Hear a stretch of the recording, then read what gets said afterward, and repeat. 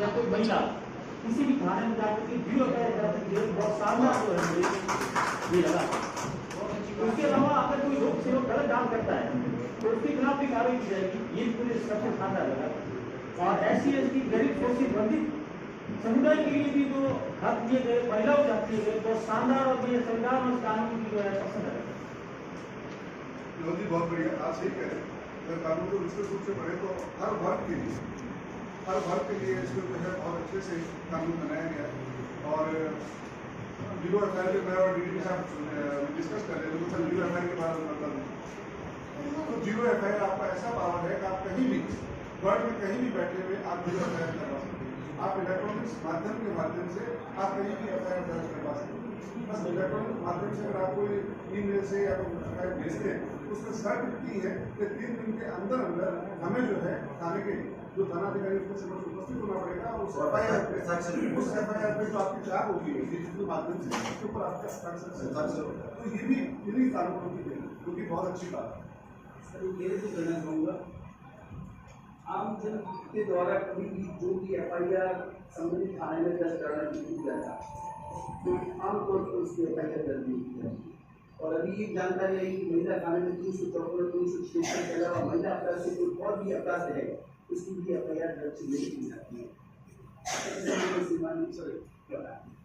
जैसे अभी जिक्र हो रहा है सर, जीरो FIR और डिजिटल FIR सब कुछ क्लियर हो गया। ये कॉन्सेप्ट जो पहले जो महिला था जुडिशन थानों का डिवाइड किया था क्राइम के ऊपर, इसलिए वो उसकी जुडिशन में जाता था तो भेजना पड़ता था। अब जीरो FIR मीन्स है कि जुडिशन खत्म, अब जुडिशन के आधार पर FIR दर्ज करने से मना नहीं कर सकते। जीरो मार्क करके ऐसे जो डिसाइड करना है कि किसका जुडिशन का बेटर है, वो इंफॉर्मेशन देंगे कि आपका बेटर है, FIR दर्ज हो गया है, वो कंसेंट भेजेंगे डिजिटल मोड पे और वो बताएंगे इन्वेस्टिगेशन फर्दर जो जुडिशन है वो करेंगे। दूसरा कि आप डिजिटल आपके पास आ गए तो उसके बाद पुलिस स्टेशन नहीं पहुंचता है, दर्ज नहीं करते, उसकी प्रक्रिया जो पहले थी आप एसपी साहब के सामने जा सकते हो, वो आज भी है। अब मेजर चेंजेस क्या है, अगर डिजिटली है तो फिजिकल वेटिंग पीरियड है, उसको साइन करना होगा, फिजिकली जाना पड़ेगा ताकि पासपोर्ट जी कैसी आपको बरकरार है। दूसरी बात है कि अब पुलिस के पास भी 7 ईयर तक के ऑफेंसेस में 14 डेज का पीरियड है, वो जांच कर सकते हैं कि ये सूचना प्रथम दृष्टिया सही भी है या नहीं।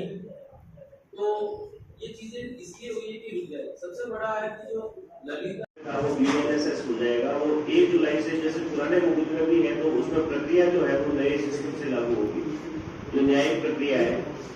और इसके अलावा भारतीय साक्ष्य अधिनियम है वो भी 1 जुलाई से लागू हुआ है।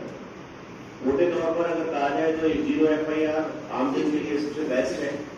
कोई भी व्यक्ति भारत के किसी भी कोने में अपने साथ घटित हुए अपराध की FIR दर्ज करवा सकता है। और अगर कोई थानाधिकारी वहां पर FIR दर्ज करने से इनकार करता है तो जैसे पहले 166A में उसके खिलाफ कार्रवाई का प्रोसीजर था वो भी अभी लागू रहेगा। पहली बात ये है। दूसरी बात ये है कि जिस तरह से झूठे अपराध बढ़ रहे हैं, मतलब कि अपराधों की झूठी इंफॉर्मेशन ज्यादा हो रही है, तो उस पर अंकुश लगाने के लिए जो नई प्रक्रिया है उसमें ये बताया गया है कि 3 साल की सजा से लेकर 7 साल तक की सजा वाले जो अपराध है उसमें प्रथम सूचना रिपोर्ट प्राप्त होने पर थानाधिकारी को यह अधिकार रहेगा कि वो 14 दिन तक उसकी जांच कर सके, श्रीमान DYSP रैंक के अधिकारी से उसका अनुमोदन और उसकी सहमति प्राप्त करके, लिखित सहमति। दूसरी चीज ये है। तीसरी चीज ये है कि 60 वर्ष से ऊपर की आयु का कोई व्यक्ति है या कोई महिला है तो उसकी गिरफ्तारी के लिए हम लोगों को माननीय न्यायालय की अनुमति प्राप्त करनी होगी। सर्च और सीजन के लिए हम लोगों को ऑडियो वीडियो रिकॉर्डिंग करनी होगी। ये जो कानून है ये मूल रूप से टाइम बाउंडेड कानून है। CRPC में भी ये प्रोसीजर है कि न्यायालय को भी, माननीय न्यायालय को भी इसमें ये शामिल किया गया है कि कोई भी अपराध है उसका निर्णय एक तय समय सीमा में किया जाना जरूरी होगा। सर ने जैसे बताया कि गवाह के बारे में बताया था, अब उनके दस्तूर बने हुए हैं तो उनके आज भी वो दस्तूर लागू है। तो समय के साथ में मैं ये तो महसूस कर रहा हूँ कि ये बहुत गर्व की बात है कि इन तीनों संहिताओं में एक नए अवतरित रूप में अपन इनको देख रहे हैं। और निश्चित तौर पे एजुकेशन का यदि पार्ट यदि प्रभावी होगा तो निश्चित तौर से समाज में अपराध घटेंगे। मारवाड़ी या अपन यूं भी कहने की आदत है भय दिन प्रीत नहीं। पुलिस का प्रभावी होना बहुत जरूरी है और उसका एजुकेशन होना भी उतना ही प्रभावी है।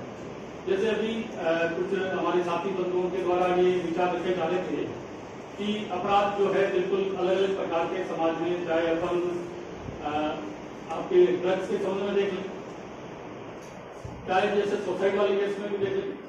अभी हमारे वकील साहब बता रहे थे कि उसमें इस प्रकार के कुछ वेरिएंट कर दिए जाए, लेकिन जिस व्यक्ति ने सोच रखा है कि मुझे आत्महत्या करनी है वो तो करेगा, आप उसके ऊपर कहना नहीं बैठा सकते। मैं ऐसा नहीं कह रहा हूँ कि हाँ ये बात सही बात है, मारवाड़ी में कहावत है कि टालो रोड टड़े वायु रोड बढ़े, है ना। तो टालने से कई बार जो होता है उसका गुस्सा कम हो जाता है, हो सकता है कि वो अपना जाते जाते निर्णय चेंज कर ले। लेकिन मेरा मानना है कि समाज में जिस ढंग से अपन विकास की तरफ तेज गति से आगे बढ़ रहे हैं उसमें कितनी बुराइयां, और स्पेशली जैसा भी हमारे कई साथी लोग बता रहे थे कि सोशल मीडिया के द्वारा इस प्रकार की खूब सारी अफवाहें जिनके ऊपर कोई नियंत्रण नहीं, कोई कंट्रोल नहीं, इस प्रकार से मनमर्जी से जो है वायरल हो रहे हैं, निश्चित तौर पे इनके ऊपर प्रभावी नियंत्रण होना चाहिए। लेकिन मैं इन सबसे पहले एक बात मानना चाहूंगा कि जो समाज में जो सामाजिक संगठन है, जो संस्थाएं हैं, नहीं है तो संस्थाएं बननी चाहिए और वो इस प्रकार से आनी चाहिए और जनता को समाज में आर्ट ऑफ लिविंग यह सिखाना चाहिए कि किस प्रकार से अपन जीवन यापन करें। बहुत छोटा जीवन है, दूसरे में लड़ाई में और इसमें चलते चलते पूरी जिंदगी उधेड़ में और कोर्ट कचहरी के अंदर जब पूरी जिंदगी खत्म हो जाती है तो व्यक्ति इतना डिप्रेशन में आ जाता है, इतना इस प्रकार की उसकी दिशा जो है वो चेंज हो जाती है। तो मेरा ये मानना है कि समाज में इस प्रकार से सरकारी स्तर पर भी ऐसे प्रयास होने चाहिए, जैसे जो भी इस प्रकार के संगठन काम कर रहे हैं, चाहे कुछ अच्छे आर्ट ऑफ लिविंग के संबंध में अपन काफी नाम भी देख रहे हैं, वो भी काम कर रहे हैं। लेकिन जैसे मैंने जैन समाज में देखा कि जैन समाज के जो साधु संत है वो अपने उस समाज के जो लोग हैं, चाहे वो साधुता के अलावा भी लोग हैं, उन लोगों को आर्ट ऑफ लिविंग सिखाते हैं, किस ढंग से जीवन जीना।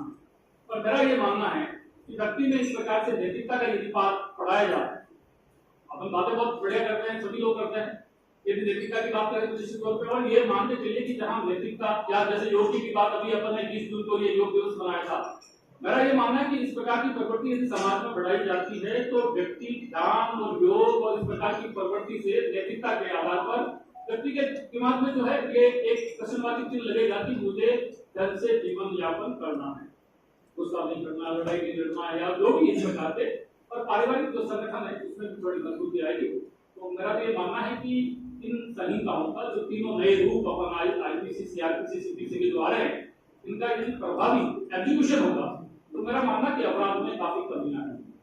बहुत हुआ करता था, धीरे धीरे वो विलुप्त हो गई, बिल्कुल विलुप्त हो गई और डंडा हमने साइड में कर दिया, किसी दिखाई नहीं। तो हम रिपीट करते हैं वर्ड ऑर्डर तब ये कहते हैं डंडा सब लेके आएंगे लेकिन कोई भी डंडा नहीं दिखाएगा, ये उस जवान को रिजल्ट हम कहेंगे। तो यही दो चीजें थी जो कि आमने में विश्वास अपराध में है पैदा करना। नए कानून की बहुत अच्छी विशेषता है कि इन्होंने हथकड़ी लगाने का वापस से प्रावधान कर दिया है, जो कि एक मैसेज देता है अपराधियों को कि अब हथकड़ी लग जाएगी, तुम्हें गिरफ्तार किया जाएगा और तुम इसमें एक तरह से बांध दिए जाओगे। तो एक नए कानून की ये विशेषता है। अब मैं आप ही में से डंडे का दिया नहीं किया सर देखो डंडा आदमी विवेकानंद हम चलाते हैं, उसके ऊपर बैन नहीं, ऑफिशियली सैद्धांतिक बैन नहीं है उसके ऊपर, व्यवहारिक रूप से जैसे व्यवहार हो, जैसा अगला जो विपक्ष आपके साथ प्रतिक्रिया करे उसके पेपर चल जाएगा। तो लॉ एंड ऑर्डर आपने देखा होगा, डंडे आदमी का जरूरत के अनुसार। मैं इसी पर चर्चा से आगे निवेदन करूंगा मीडिया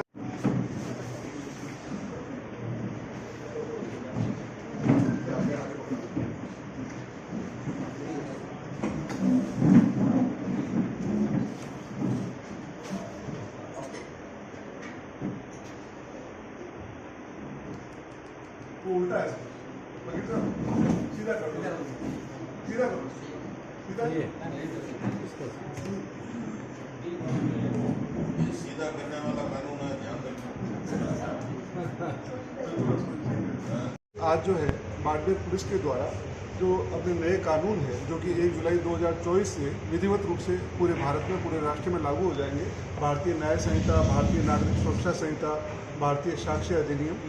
तो इन तीनों पे जो है आज मीटिंग हॉल में गोलमेज सम्मेलन के तहत एक परिचर्चा की गई, जिसमें कि आमजन, हमारी महिलाएं, हमारे मीडिया बंधु, हमारे बार के सीनियर और जूनियर्स, युवा विद्वान अधिवक्ता, प्रशासनिक अधिकारी, अभियोजन शाखा और साथ में हमारे जो पुलिस अधिकारी साथी हैं, उन्होंने मिल बैठ के जो हमारे नए कानून 1 जुलाई 2024 को लागू होने वाले हैं, उन पे सामूहिक रूप से परिचर्चा की और आगे भी साथ मिलकर काम का इन कानूनों के प्रति जन जागरूकता फैलाने के लिए पोस्टर का एक विमोचन भी किया गया और साथ ही जो है एक वीडियो क्लिप भी इस परिप्रेक्ष्य में जारी की गई। सर, जो पुराने कानून थे वो ब्रिटिश द्वारा अपने फायदे के लिए भारतीयों के ऊपर लागू करने के लिए बनाए गए थे और अब जो हमारे नए कानून हैं वो हमारे कानून हैं, हमारे लिए है और इसमें डेफिनेट जो है अपराध में नियंत्रण आएगा, समाज में एक नई व्यवस्था लागू होगी और तय है कि इससे जो है आमजन में विश्वास और अपराधियों में भय जो है वो पैदा होकर एक नए समाज का निर्माण करेगा। पहले कानून में लंबा समय लगता था, इसमें कुछ समय की सीमा वगैरह भी डिसाइड की गई है। तो ये अभियोजन और आगे न्यायालयिक कार्रवाई है। उम्मीद करते हैं जब नए कानून बने और नए कानून से पीड़ित को प्रथम पादान पे ही अगर इसको सहूलियत मिलती है तो डेफिनेट जो है आगे कोर्ट न्यायालय में भी जो है उसको सुविधा मिलेगी और न्याय का उसको जल्द न्याय मिलेगा।